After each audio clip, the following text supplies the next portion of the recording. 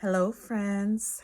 The interview of Meghan Markle and her husband Harry with Oprah has been long anticipated because we all wanted to see Meghan speak for herself from her side of the story and from Harry's side of the story, what really went down, what really happened, and is what we think or suspected really the truth. The tabloids have been talking and saying whatever it is that they say and putting everything out there, trying to take in front. But what I saw in this interview and what Meghan revealed, it showed that Meghan was truly, well, she and Harry were truly the victims in this whole situation. So as you can recall, soon as when Meghan was shooting her TV series, she's an actress, and she was shooting her TV series Suits in Canada and living there. She met Harry. They got together. We all know the deal. They were being, introduced into the royal family, having to learn the ways, the customs, the traditions, the decorum, protocol, and all that stuff with entering the royal family. And we all saw how savage the media was to them. We all saw how it was particularly malicious towards Meghan because Meghan is mixed race. Meghan is mixed race with a white father and a Black African-American woman. And she was also American, and they felt that why would Harry put himself with someone like that? It was just so vicious. There were many things that was going on, and we all saw also when she married into the royal family, how she's had to pull away from people that she previously was close to or dealt with, certain friends. And then they would turn on her and say things to the press. It was just messy, messy, messy. Oprah sits down with her in this interview, and later Harry comes on. But Oprah, let's just talk about some of the questions that Oprah did ask Meghan. She first asked, did you research who your husband was? Did you know what you were getting into the royal family? I mean, who he is and everything like that. And she said, no, I didn't really know all, I didn't go Googling and all that stuff. I just dealt with, when I met Harry, what he was to, what he revealed to me. And I dealt with that type of, I learned about him that way. I wasn't researching and going through all that stuff. She felt she went into the royal family totally naive and, had no idea what exactly the extent the hostility and the toxicity was going to go. She had her view of, going into the royal family, a certain way, more of a innocent way. And then here she goes in and it's just all daggers and razors in there, She says she left her career and her life because she loved Harry and she was in it for the long haul. And here it is, they're taking everything and flipping it and saying all these things about her. It was a lot of stress. I remember, she had tried to, she didn't try, but while they were still in England, they were doing an interview with, actually Meghan did an interview with a reporter because of all the pressure surrounding her, especially right after Archie was born. She was really going through a lot. And she actually did an interview with a reporter over there as to what she was going through. She revealed in this interview with Oprah that, for example, with the rumors that was swirling around her was not true. And in fact, it was the other way around. And she gave an example like Kate had gotten into some type of, was really angry about something about the wedding, about the flower girl dresses and stuff like that, and really behaved towards Meghan in a really bad way that made Meghan cry. And Meghan said that, Kate had apologized afterwards, sent her flowers, said, I'm sorry about this whole thing. But then Meghan hears 6 to 7 months later, the media is saying that Meghan bullied Kate and made Kate cry. So it's like all these things are happening to her. But then months later, the media is coming out saying that it was the other way around, that Meg was the one that was actually doing the bullying. Right at the time of this interview that showed Sunday, March 7th, she's getting fresh allegations of bullying, which I always knew was BS, and I still continue to understand that as just a whole lot of crock of foolishness. Because when she's sitting down and she's telling you, whatever happens in the palace, the tabloids will come out and say that Meghan did something when actually it was the other way around for her. And I was like, this is whack. Like, a lot of false rumors, allegations that were not true, and they still continue to do that. Last week they said that they're running an investigation about her bullying some of the staff members, who, by the way, don't even work with the royal family anymore, some of them. I'm like, how are you one of the princesses getting investigated? So anyway, she's been in the States, been out of the royal family, and they still investigating her bullying. I think they're just afraid of what she might tell Oprah, so they're trying to take in front at every step. I'm just seeing them trying to take in front. Hey, this is what she did. She did this, she did that. And by the way, Meghan and Harry did have a lawsuit running against the papers, which they won the lawsuit. And one of the judgments is that they have to announce in the headlines in the papers that Meghan and Harry won their lawsuit against them. That's what the judge ordered. So, girl, this is a whole lot mess. Okay, so back to the interview. During the interview, she reveals that they were having Oprah, actually, Meghan says that she didn't even know half of the rumors that was swirling about her. So Oprah's telling her, look, they were calling you Hurricane Meghan. They were saying that you made Kate cry and all this old stuff. And Meghan was like, what is going on here? Actually, it's the other way around. So also, it was just a lot of things that made Meghan realize that she was not protected. She also started to realize that it didn't matter what she was, what her position was in the family. They were willing to reverse a couple things. They were willing to do things that were not even protocol. Like, for example, when she was pregnant with her first child, they were saying, you know what, we don't think that Archie should be given title of prince. I mean, you're the child is a grandson of the crown prince. How can he not have a title? They were willing to do some really strange things because they were really trying to show their rejection of Meghan. Okay. So she mentioned the whole institution of the royal family as, okay, so there's a royal family, and then she mentioned a separate entity, which she referred to as the firm. The Queen was welcoming to her. The family itself was basically different, but they themselves go by a certain set of rules by the firm, which helps to enforce it. And she had to consult them with every single thing. She got to go outside. Is she supposed to talk to a reporter?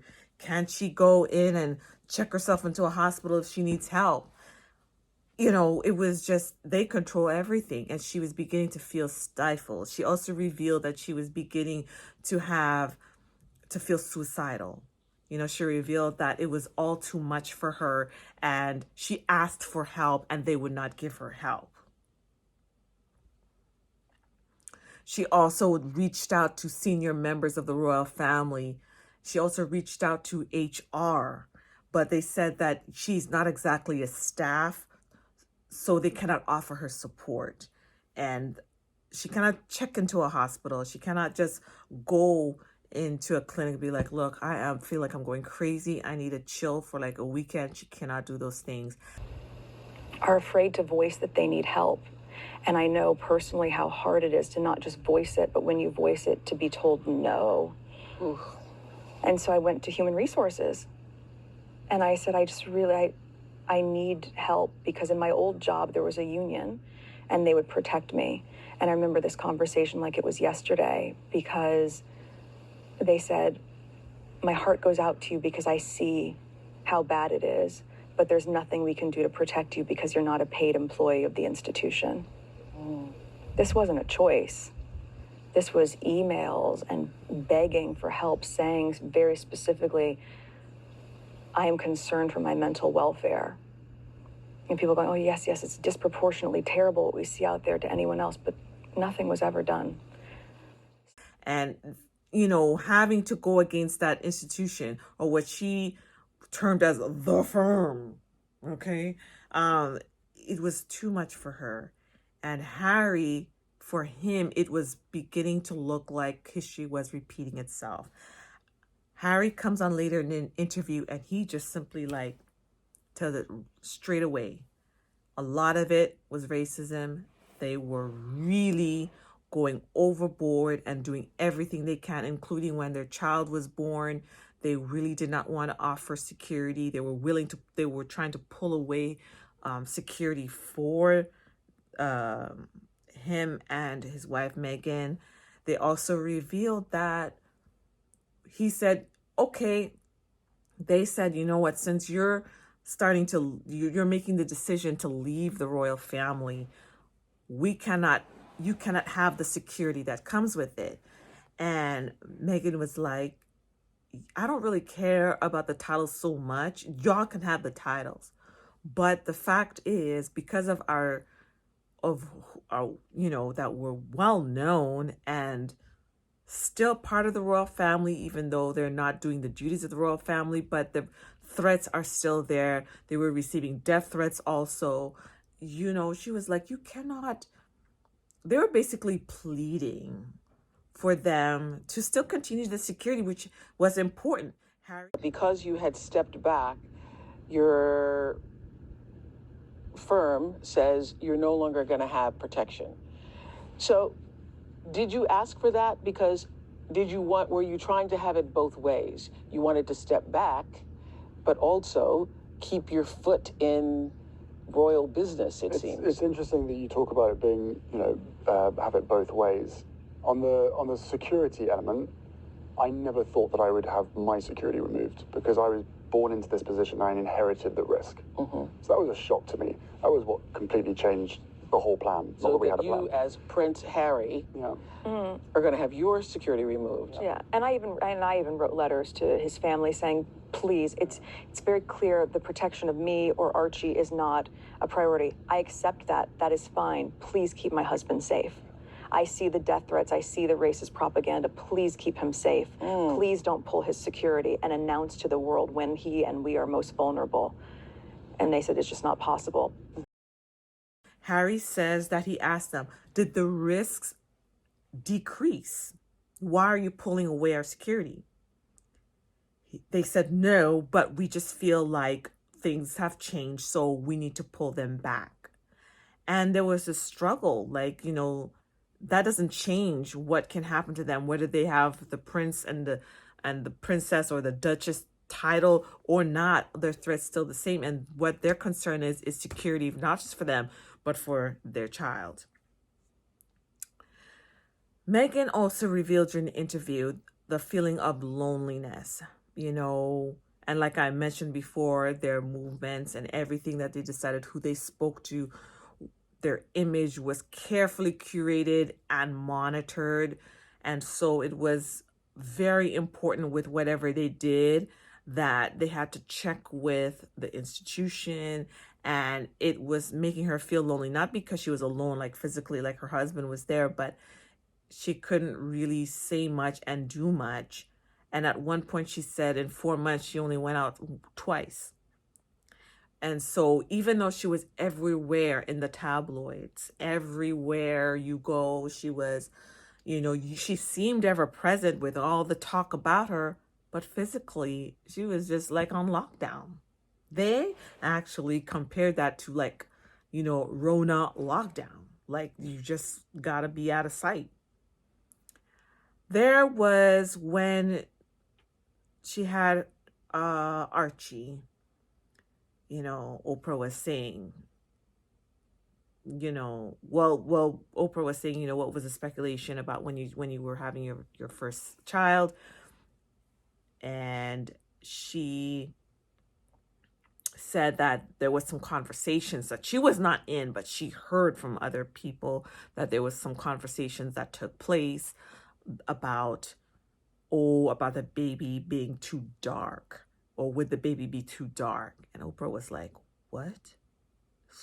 What?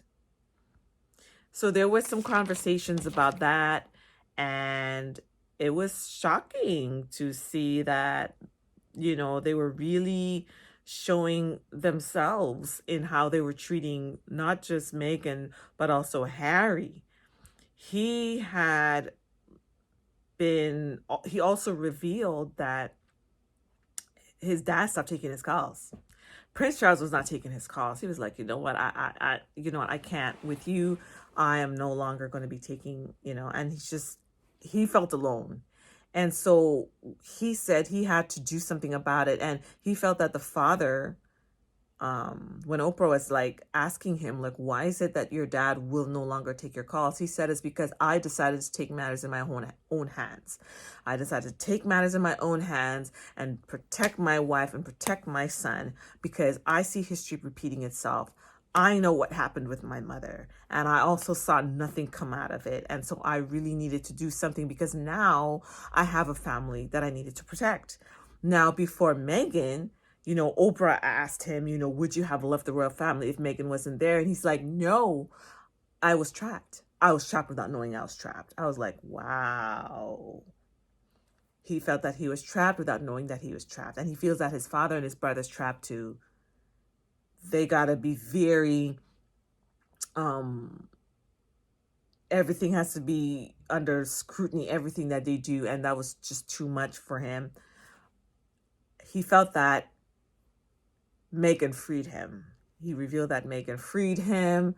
Marrying her gave him a reason now to take matters in his own hands, not just to protect his family, but to also liberate himself. And when he looks at his son running and playing like regular kid, not surrounded by too much, just being free, having a childhood. He's like, he's never had that as a child, just to get on your bike and, point at different things and just, walks on the beach, and just that freedom. Like he revealed so much, like he never had that. And you could see like a sadness about Harry, because he, you know how it would happen with Diana. It was just like, even when she did the interview, at one point she was like, the enemy this, the enemy that. Like, she was trying to be quoted with what she was saying. She was trying to talk since then. She was trying to say, she was also being suffocated as well. When asked, how would your mom think of what your decisions that you're making now, like, which includes exiting the royal family altogether? Harry said that he would, his mother would be pleased. She would be happy. She'd be a little sad at the extent of how it would end. She'd be angry and sad of the extent of how things have had to go. But she definitely want them to be happy, and she'd be happy with them getting it out of the royal family altogether. It was them describing how they really felt. You could clearly see the toxicity that was going on in the royal family, that even Harry, being part of palace life, being born and raised in this kind of way, you could see that he was really like feeling free, and he was so happy to have this conversation with Oprah. Like, there was a time when Oprah wanted to do this very interview with Meghan when she had just married, and Meghan said, this is not the time. We can't do this. And now I see why. Like, you cannot just get up and just do interviews like that. I'm sure the interview that she did back in the UK, when after she had the baby, They maybe gave her permission, but then that was, I don't know how she was able to do that, or if they maybe gave her permission to do that interview, and maybe she had to watch what she said. Even when she was speaking to Oprah, she was very careful and diplomatic about what she was saying. Even when she was talking about how Kate treated her, she was also very careful to say, look, Kate did this to me and made me cry. But just because you love me, that doesn't mean I want you to be hating Kate. And just because you like Kate, that doesn't mean that you should hate me. You understand? So she was very careful, says, you know what, these are great people. It's just that this was just a situation that was going on. And, they kind of patched things up, and Kate said sorry and all that stuff. But the tabloids came out with their own thing. She also revealed that the palace holds dinner for the reporters and the media. I feel like the palace cares, maybe too much. And even Oprah was like, why does a royal care what papers have to say? Or, you're royal. The way that I saw it was, there is a way of doing things, but for us, for this union and the specifics around her race, there was an opportunity, many opportunities, for my family to show some public support. And I guess one of the most telling parts, the saddest parts, I guess, was over 70 members of parliament, female members of parliament, both Conservative and Labour, came out and called out the colonial undertones of articles and headlines written about Meghan. Yet no one from my family ever said anything over those 3 years. That hurts. But I also am acutely aware of where my family stand and how scared they are of the tabloids turning on them. Turning on them for what? They're the royal family. Yes, but it's there is this invisible, what's termed or referred to as the invisible contract behind closed doors between the institution and the tabloids, UK tabloids. How so? Well, it is to simplify it, it's a case of if you as a family member are willing to wine, dine, and give full access to these reporters, then you will get better press. What do you care about better press if you're royal? I think everyone needs to have some compassion for them in that situation, right? There is a level of control by fear that has existed for... But Harry was like, it is not like that easy. Your image is very important, and they really care about what is said about them so much that they would hold like dinners and stuff for reporters and stuff like that. So there's like this machine, and the royal family is,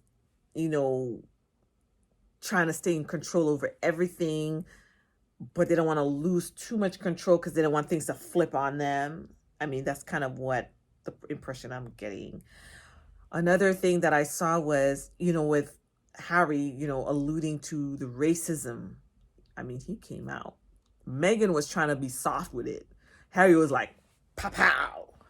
He came out and said, he was like, with the racism and so on that's going on, a large amount of the Commonwealth, and I know this, is Africa, the Caribbean, Pacific Islands. You got Tonga, Samoa, you got, former British colonies down from Jamaica, Anguilla, Dominica is a former colony.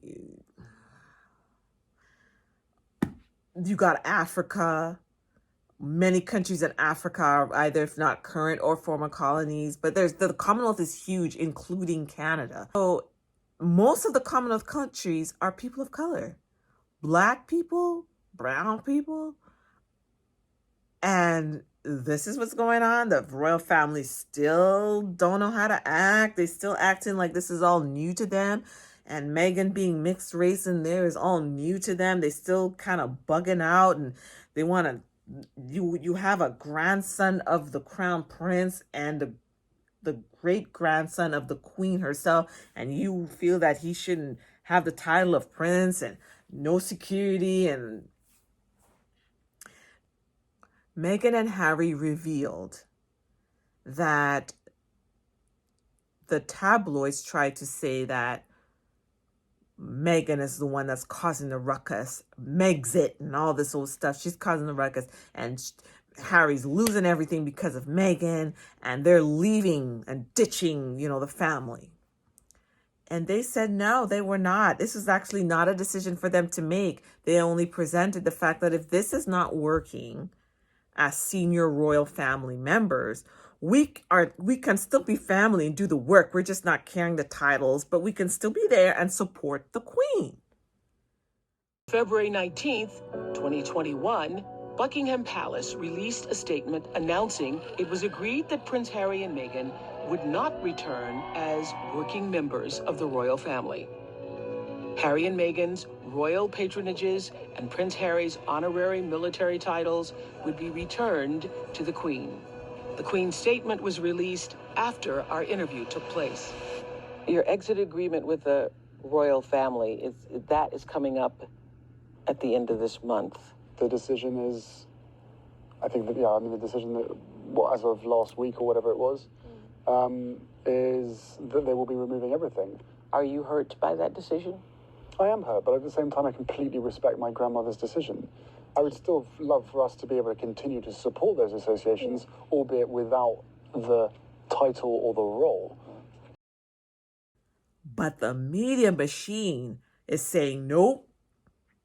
They went in there, made a mess. They alienate people. They're this, they're that. They're horrible, and they're kicking the royal family to the curb, and they're leaving and trying to act like they're just a bunch of unstable people that just can't get along, ungrateful, and not able to fit in. And the picture was so muddled. But then Harry and Meghan is saying, no, we did not say that we did not support the Queen. We did not say that we wanted to leave them.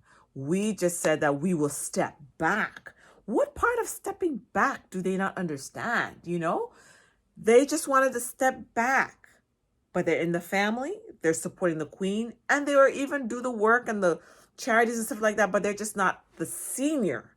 So they would prefer to be maybe the junior members, but there. But it was the other way around. You see, so when you hear things go out into the world, it's the flip side. They said Meghan was a bully, but it was actually the flip side. Meghan was bullied. You see? They trying to say that she bullied all those people there? I don't think so. For very well, those palace people were bullying her because they feel that she shouldn't even been there. You see? The big question, should they have done an interview with Oprah? Because my impression is that Oprah has been also a friend of the royal family. She has also attended William and Kate's wedding. And, Oprah is friends with a lot of the upper echelons. That kind of situation where you have a family rift, but you talk to that one auntie that you love, your favorite auntie that you get along with, but she's also cool with everybody else in the family, but you're not cool with certain people, but she's cool with them. I'm not too sure if I would trust Oprah with the interview or even talk to Oprah, period.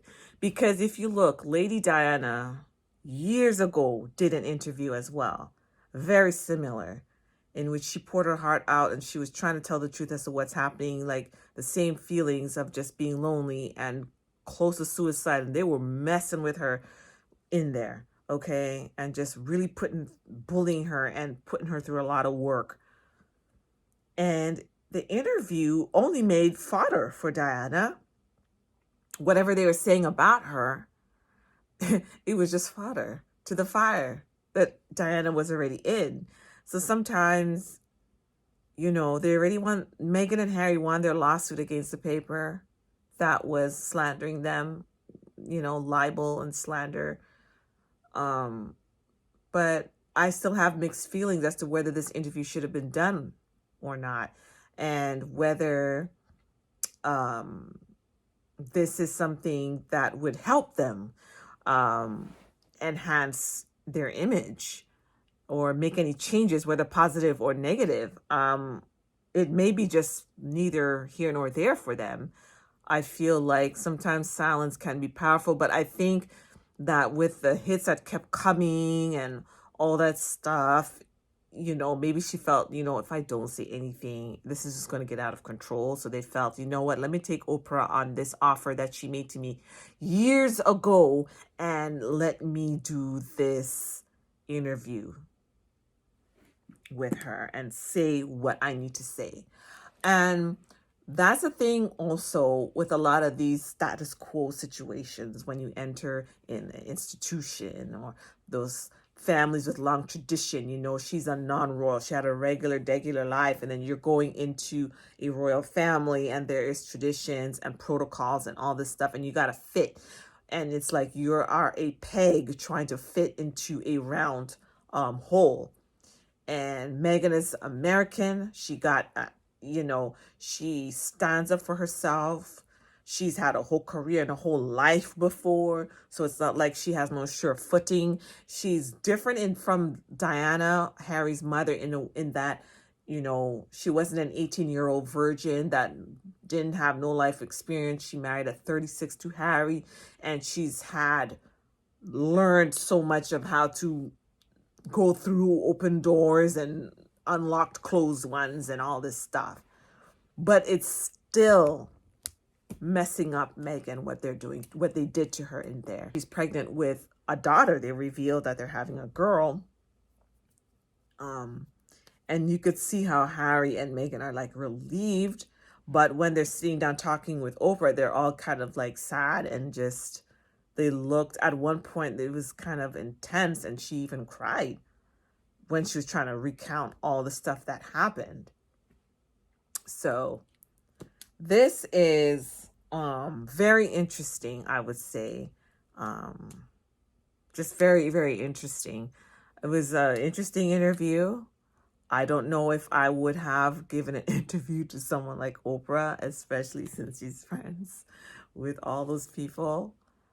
I don't know if this will help them, but at least they told their side of the story. We've been hearing everybody else. We know it's not true what all those papers are saying. It was very racially charged, those tabloids. We all know that. Come on. So yeah, it was interesting.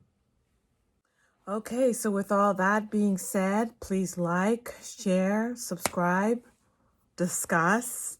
Don't be shy. And we will see you on the next video.